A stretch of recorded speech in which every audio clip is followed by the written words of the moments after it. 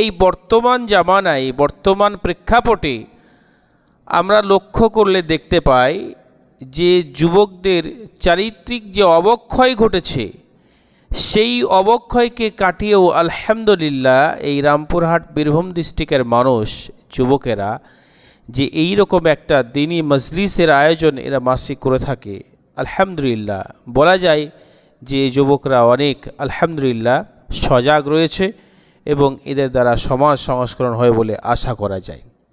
তবে এর সঙ্গে আমি যুবক ভাইদের একটা নসিহা করব, সেটা হচ্ছে এই দিনী তালিমি বৈঠকের পাশাপাশি যদি আমরা মসজিদ ভিত্তিক কোরআন শিক্ষার ব্যবস্থা করি বা করতে পারি, জানি না এখানে আপনাদের আছে কি না, আছে মাশাআল্লাহ আলহামদুলিল্লাহ, তাহলে আপনারা এক ধাপ আগিয়ে আছেন। এই কোরআন শিক্ষার ব্যবস্থাটা খুবই জরুরি, খুবই জরুরি। এই দিনী বৈঠকের মাধ্যম দিয়ে আপনার রুহের খোরাক তৈরি হবে, আর কোরআন শিক্ষার মাধ্যম দিয়ে আপনি যে একজন মুসলিম, সেই মুসলিম হিসাবে আপনাকে যে দিন ইসলাম শিক্ষা করাটা অপরিহার্য ফরজ। রাসূল সাল্লাল্লাহু আলাইহি সাল্লাম বলেছেন, তলাবুল ইলমি ফারিদা আলা কুল্লি মুসলিম, প্রত্যেকটা মুসলিম নর এবং নারীর জন্য দিন ইসলাম শিক্ষা করা কি অপরিহার্য ফরজ। সেই ফরজ বিধানটাও আপনার পাশাপাশি পালন হবে আলহামদুলিল্লাহ। আমরা এটা যে করতে পেরেছি, আপনারা যে করতে পেরেছেন, এর জন্য আল্লাহ রাব্বুল আলামিনের কাছে শতকোটি প্রশংসা জানাই আলহামদুলিল্লাহ। সম্মানিত সুধী, আজকে এই যুবকদের চারিত্রিক যে অবক্ষয় ঘটেছে এর মূলত কয়েকটি কারণ রয়েছে। তন্মধ্যে আমি আমার ক্ষুদ্র জ্ঞানে যেটা লক্ষ্য করে দেখেছি, তার এক নম্বর হচ্ছে আমরা যারা অভিভাবক, গার্ডিয়ান যারা আছি, এদের অসচেতনতার কারণে এই যুবকদের চারিত্রিক অবক্ষয় ঘটেছে। এক নাম্বার দুই, যেটা আমি আমার দৃষ্টিকোণ থেকে দেখেছি, সেটা হচ্ছে আমাদের যারা শিক্ষক, আমাদের যারা আইডিয়াল, আমরা যাদেরকে দেখে শিখব, যাদের কাছ থেকে শিক্ষা গ্রহণ করব, তাদের কাছ থেকে আমাদের এই চারিত্রিক অবক্ষয় ঘটেছে। নাম্বার তিন, আমাদের দেশের যারা শাসক, এই শাসকদের কাছ থেকেও আমাদের যুব সমাজের মেরুদণ্ড ভেঙেছে, চারিত্রিক অবক্ষয় ঘটেছে। আর নাম্বার চার, সেটা হচ্ছে যুবকরা তাদের নিজেদেরই কিছু গাফিলতার কারণে তাদের চারিত্রিক অবক্ষয় করছে। এবার আপনি বলবেন যে কী করে একজন অভিভাবকের দ্বারা এই যুব সমাজের চারিত্রিক অবক্ষয় ঘটেছে? আপনি একটু লক্ষ্য করুন, আল্লাহ রাব্বুল আলামিন কোরআনুল কারীমের মধ্যে জানিয়েছেন, ইয়া আইয়ুহাল্লাযীনা আমানু তাকুল্লাহ, হে ঈমানদারের দল, তোমরা আল্লাহকে ভয় করো। কু আনফুসাকুম, তুমি নিজে বাঁচো। ওয়া আহলিকুম, তোমার পরিবারকে বাঁচাও। নারা, জাহান্নামের আগুন থেকে। আল্লাহ রাব্বুল আলামিন ঈমানদারদেরকে ডাক দিয়ে বলছেন, তুমি তোমার নিজের নফসকে বাঁচিয়ে নাও, তোমাকে বাঁচিয়ে নাও, তোমার আহাল পরিবারকে তুমি বাঁচিয়ে নাও। কোথা থেকে বাঁচাবে? জাহান্নামের আগুন থেকে বাঁচাবে। বিশ্বনবী মুহাম্মদ রাসূলুল্লাহ সাল্লাল্লাহু আলাইহি সাল্লাম হাদিসের মধ্যে বলেছেন, কুল্লুকুম রাইন ওয়া কুল্লুকুম মাসউলুন আন রায়াতিহি, প্রত্যেকটা দায়িত্বশীল ব্যক্তিকে আল্লাহ রাব্বুল আলামিন তার দায়িত্ব সম্পর্কে জিজ্ঞেস করবেন, তুমি তোমার দায়িত্ব কিভাবে পালন করেছিলে, জবাবদিহিতা করতে হবে কিয়ামতের মাঠে। সম্মানিত সুধী, আমি যখন একজন অভিভাবক, একজন গার্ডিয়ান, তখন আমার একটা দায়িত্ব আছে, আমার কর্তব্য আছে, আমার সন্তানদেরকে সেইভাবে প্রতিপালন করা। যুব সমাজ যে আমার দায়িত্বে আছে, আমি যে অভিভাবক, এই অভিভাবক হিসাবে আমার কাছে যে যুব সমাজ আছে, তার দেখাশোনার, তার যে চারিত্রিক উন্নতি ঘটানো, সেটা কিন্তু আমার দায়িত্ব ছিল। সম্মানিত সুধী, আজ বলেন তো, একজন অভিভাবক যদি তার সন্তানের সামনে নিজেই সিগারেট টানে, নিজেই বিড়ি টানে, নিজেই জর্দা খায়, যদি একজন অভিভাবক তার সন্তানের সামনে স্বামী স্ত্রীর মধ্যে একে অপরের মধ্যে ঝগড়া বিবাদ করে, তাদের মধ্যে ভাষার কোনো লিমিট না থাকে, ভাষা যদি তাদের কন্ট্রোল না থাকে, তার সামনে যদি এই জিনিসগুলো ঘটতে থাকে, বলেন আপনার সন্তান আপনার কাছ থেকে কি শিক্ষা নিতে পারে? সম্মানিত সুধী, একজন শিশু বাচ্চাকে শিশু থেকে নিয়ে 6 বছর পর্যন্ত আপনার কোলে, আপনার স্নেহে, আপনার মায়া মমতা দিয়ে, আদরের ভাষা দিয়ে তাকে সম্মানসূচকভাবে যে শিক্ষাটা দেওয়া দরকার ছিল, আজকে সেই শিক্ষা আমাদের পিতামাতা, আমাদের অভিভাবকরা ব্যর্থ হয়েছে।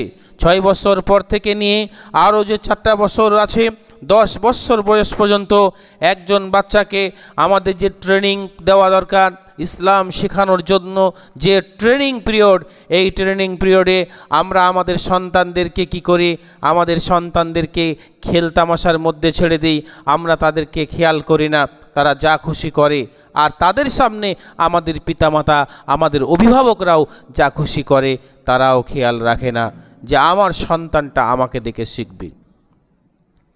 সম্মানিত সুধী, আজ কিছু পিতামাতা আছেন, কিছু অভিভাবক আছেন, যখন সন্তান বড় হয়ে যায়, যখন তার বিবাহ হয়ে যায়, 25+ বয়স হয়ে যায়, যখন ওই সন্তানকে আর কন্ট্রোল করা যায় না, তাকে যখন তার নাগালের মধ্যে রাখা যায় না, তখন বলে যে সন্তান কথা শোনে না, সন্তান কথা শুনতে চায় না।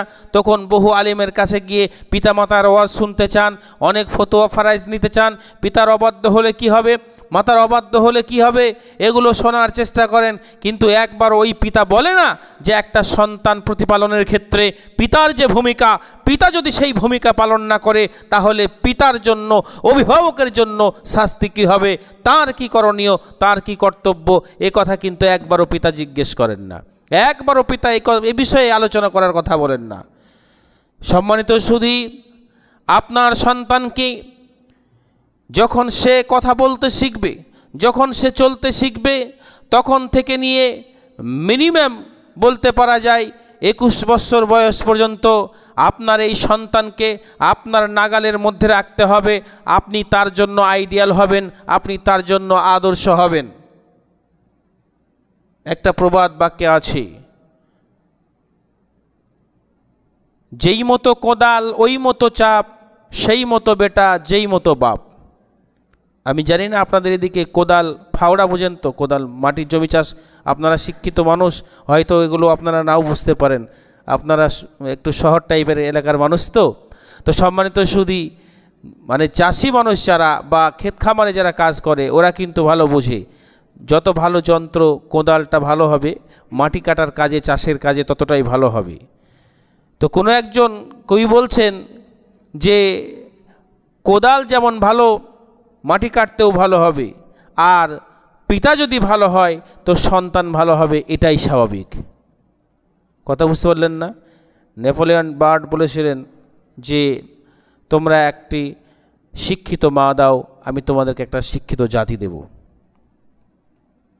আজকে পিতামাতা, আজকে অভিভাবকের নিজস্ব চারিত্রিক অবক্ষয়ের কারণে যুব সমাজ ধ্বংস হয়েছে। আজ পিতা সন্তানের সামনে যে চরিত্র দেখানো দরকার, যে আদর্শ দেখানো দরকার, সেই আদর্শ কিন্তু পিতা সন্তানের সামনে দেখাতে পারে না। সেখানে ব্যর্থ হয়েছে, ফেলোর হয়েছে, যার কারণে কিন্তু সন্তান তার কাছ থেকে যে কিছু শিখবে সেটা শিখতে পারেনি। বিধায় আজকে যেখান থেকে তার প্রথম শিক্ষা নেওয়া উচিত ছিল, সেখান থেকেই কোনো সমস্যা হওয়ার কারণে আজকে এই সন্তান কন্ট্রোলের বার হয়ে গেছে। এই জন্য আপনি যখন সলাত পড়তে উঠবেন, সলাতে আসবেন, তখন আপনার সন্তানকেও সলাতে নিয়ে আসবেন। মা, দাদা দাদি খুব আদর করে বলে, ছোট বাচ্চা, এখন ঘুম ভাঙাতে হবে না, উঠাতে হবে না, নিয়ে যেতে হবে না, এর তো এখন সলাত ফরজ হয়নি, ইত্যাদি ইত্যাদি বলে না। আচ্ছা বলুন তো, আপনার বাচ্চাটা যেই ঘরে শুয়ে আছে, যেই ঘরে আপনি তাকে আরামের ঘুম ঘুমাতে দিয়েছেন, যদি সেই ঘরে আল্লাহ না করুক আগুন লেগে যায়, তো আপনি কি তাকে বলবেন যে আরামের ঘুম ঘুমিয়ে আছে, ঘুমিয়ে থাক, ও বাচ্চাকে ওঠাবো না? না কি করবেন? আপনি জান প্রাণ দিয়ে আপ্রাণ চেষ্টা করবেন যে আপনার ওই সন্তানকে কি করে ওই আগুন লাগা ঘর থেকে বার করা যায়। তাতে যদি আপনার জীবন বিপন্ন হয়ে যায় সেটাকেও আপনি কিছু মনে করবেন না। আপনার জীবনকে ঝুঁকির মধ্যে রেখে দিয়েও আপনি আপনার সন্তানকে ওই ঘুম থেকে উঠিয়ে নিয়ে আসার চেষ্টা করবেন না?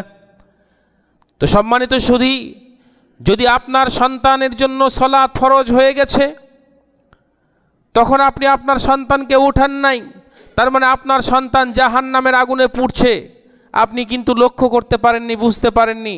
আপনি এখনও বলছেন 10 বছর বয়স, 11 বছর বয়স, 12 বছর বয়স, 15 বছর বয়স, এখনও তেমন কোনো বয়স হয়নি। ঠিক আছে, ঠিক সময় হলে পড়বে। ঠিক কেমন মাইন্ডটা বলেন তো? আমাদের যেমন মাইন্ড সেটআপটা ঠিক করে নিয়েছিলাম, আমরা তো ঠিক ওই 6 বছর 7 বছর বয়স থেকে সালাত পড়িনি। আমরাও তো পড়েছি ওই 30-40 বছর থেকে, যখন দাদা হয়েছি, যখন আব্বু হয়েছি, যখন কারো নানা হয়েছি, তখন আসতে শুরু করেছি। তাই মনে করছি যে ঠিক আছে, ওই রকমভাবে পড়বে, তাই না? কিন্তু না, আল্লাহ রাসূল সাল্লাল্লাহু আলাইহি সাল্লাম বলেছেন, মুরাউলাদুকুম বিসসালাহ, তোমার সন্তানদেরকে সলাতের জন্য তাকিদ করো। কখন? যখন সাবিঈ সিনিন, যখন 7 বছর বয়স হয়েছে।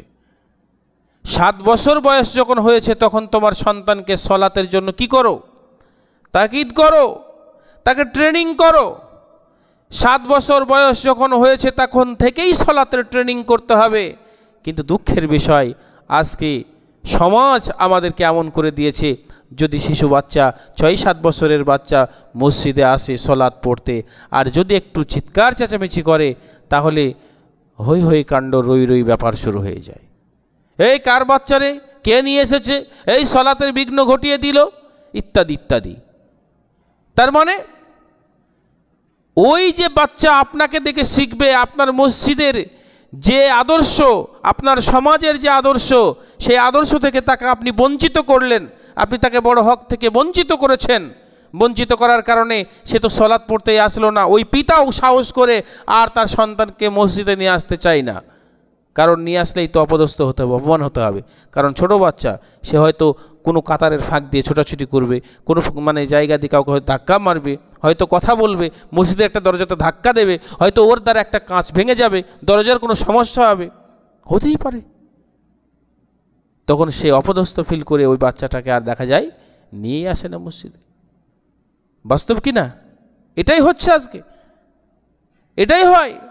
এই হওয়ার কারণেই আজকে আমাদের শিশুরা মসজিদে সলাতে আসতে পারে না, তাদেরকে আমরা নিয়ে আসতে পারি না। বলা বাহুল্য, আজ যদি আমাদের সন্তানদের সামনে আমি নিজে ধূমপান শুরু করি, আজ যদি আমার সন্তানের সামনে আমি তামাক খাওয়া শুরু করি, আমি আমার সন্তানকে দিয়ে যদি খরিদ করি, এগুলো গ্রাম্য এলাকায় বেশি দেখা যায়। পিতা দেখা যায় বাড়ি থেকে এই সন্তানকে পকেট থেকে 10-20 টাকা বার করে দিয়ে, বাবু যাও ওই দোকান থেকে তামাক নিয়ে এসো, ওই দোকান থেকে সিগারেট নিয়ে এসো, ইত্যাদি এই রকম কথা বলেন। যদি পিতা এই কাজটা করে, যদি তার দাদু এই কাজটা করে, যদি তার অভিভাবক এই কাজটা করে, ওই সন্তানকে ওই তামাক নাড়া, ওই তামাক খরিদ করা কে শিখালো? কে শিখিয়েছে? আজকে যুব সমাজকে ধ্বংস করার পিছনে যে অভিভাবকের বড় একটা হাত রয়েছে, তার বাস্তব চিত্র আজকে সন্তানকে, আজকে অভিভাবক হিসাবে যে নসিহা করার দরকার, যে আদর্শ দেওয়া দরকার, যে আদর্শে আদর্শিত করার দরকার, সেই আদর্শ তাদেরকে আমরা দিতে পারি না। কেন? সেই আদর্শ আমার ভিতরেই নেই। একটা বাস্তব ঘটনা বলছি, আমার নদিয়ার ঘটনা, গ্রামের ঘটনা বলছি, গ্রাম্য এলাকার। একজন ব্যক্তির সঙ্গে আর একজন ব্যক্তি কিছু টাকা পয়সার লেনদেনের ব্যাপারে লেনদেন আছে, তো পাবে, ওই জন্য ওই ব্যক্তি ওর বাড়ির কাছে এসেছে টাকাটাকে নেওয়ার জন্য বা ওর কাছে কথা বলার জন্য। তো তখন ওর বাচ্চাকে, ও বুঝতে পেরেছে যে ও লোক আসছে বাইরে থেকে, কথা বলছে দরজার বাইরে থেকে, তো ওর বাচ্চাকে বলছে যে তুমি বলো যে আব্বু বাড়িতে নেই। তো সন্তান তখন, ও তো ছোটো বাচ্চা, কি বলবে? বলছে আব্বু বললো বাড়িতে নেই। কথা বুঝতে পারলেন না অবস্থাটা কি? সে তো নিজে ধরা খেলো, আর সন্তানটাকে কি বলা শেখাচ্ছে? সে মিথ্যা কথা বলা শেখাচ্ছে। সন্তানকে কী বলা শেখাচ্ছে? মিথ্যা কথা বলা শেখাচ্ছে। আজকে আপনার সন্তানকে আপনি একটা টিফিন বক্স দিয়ে খাবার দিয়ে তাকে স্কুলে পাঠিয়েছেন, তাকে মাদ্রাসায় পাঠিয়েছেন, পাঠানোর সময় বলছেন, বাবা তুমি কাউকে দেবে না, খবরদার, তুমি এই টিফিনটা নিজে খাবে, খবরদার তুমি কাউকে দেবে না, তুমি নিজে খেয়ে নেবে টিফিনটা, কাউকে দেখতে দেবে না, তুমি লুকিয়ে খাবে ইত্যাদি।